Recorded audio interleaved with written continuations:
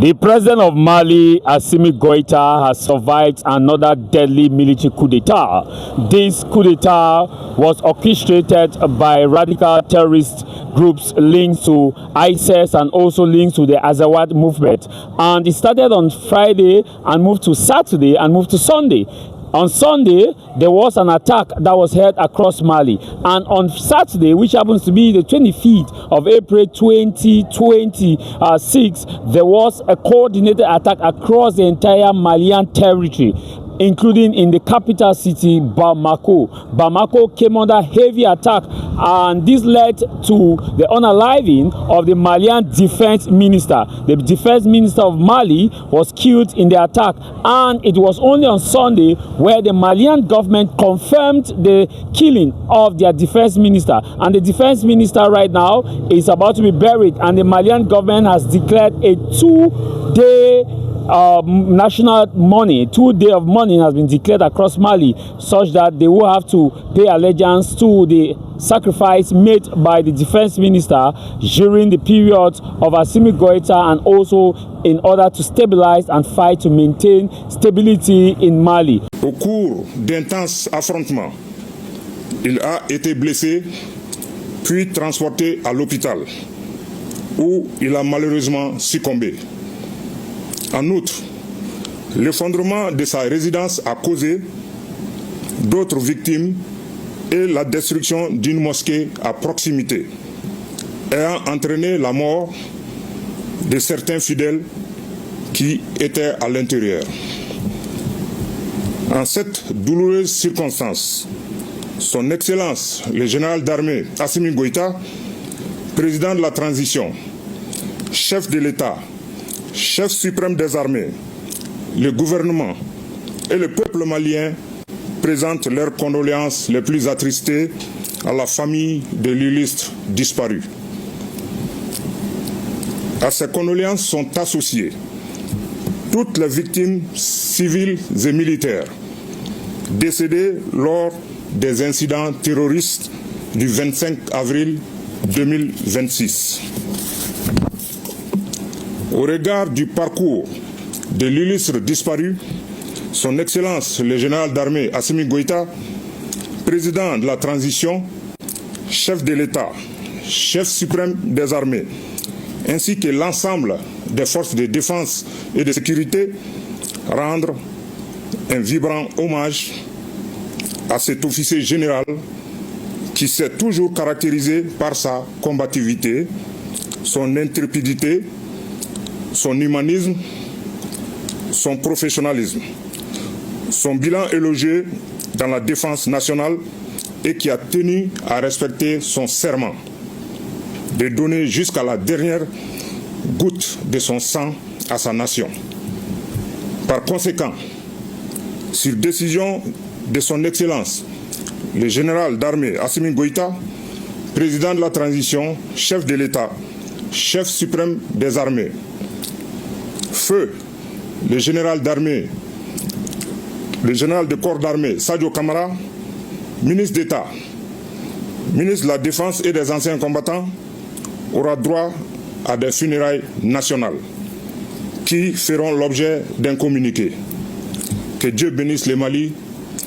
What is remarkable also is the speed at which this terrorist network operated in Bamako. Bamako International Airport, gunshots were heard in Bamako International Airport on Saturday. The objective of these terrorists, according to Malian government, was to take over Mali and to immediately move towards the presidential palace. They attacked key strategic military installations. Key sites were under attack simultaneously, but the Malian government was able to clamor on this. جميع المحطات اللي كانوا بلاد غنتصر فترة ستاسيونا والرجال دكيدان يا ساسور فتاة الزايم تات أكيد فيديو النت وين يقنعك ودي أوين دا جوالك دا الله أكبر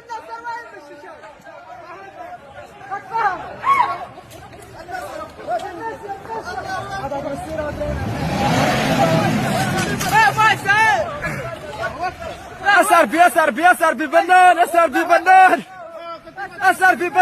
جماعة قراطوي هصت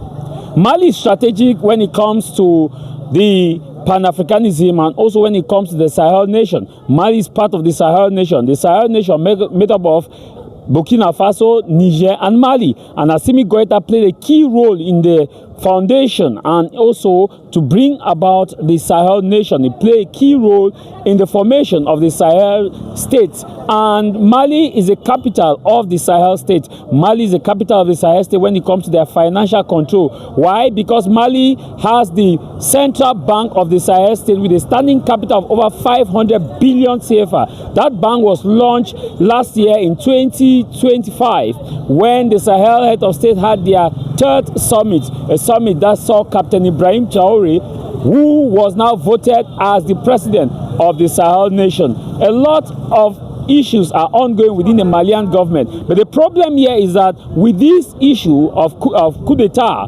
targeting Assimi Goita alongside members of his cabinet, will the terrorists eventually survive? Who is responsible for this terrorist network? There are several calls that are being made and several allegations being made that this coup d'etat or this terrorist network are being sponsored by Western-backed forces. Earlier this year, in January, the Russian gave out a diplomatic cable in which the Russians said they have full evidence or credible evidence that the terrorists operating across Mali and across the Sahel are being sponsored by the French government.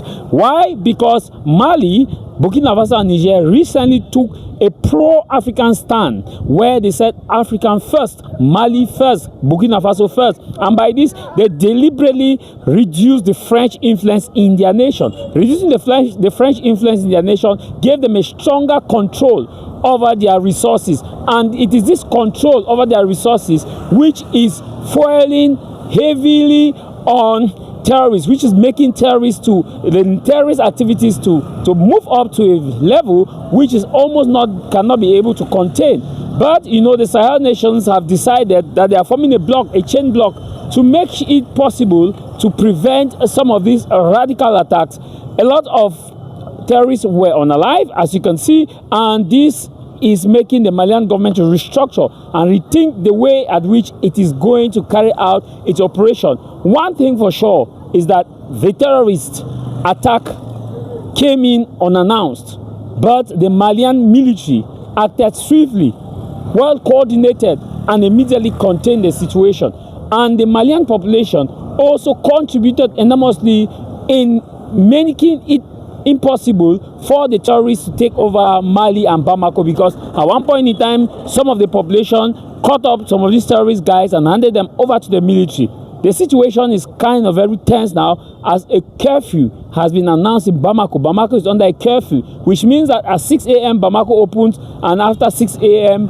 p.m. Bamako closes. The reason is to crack down on the remnants of these terrorist networks that are operating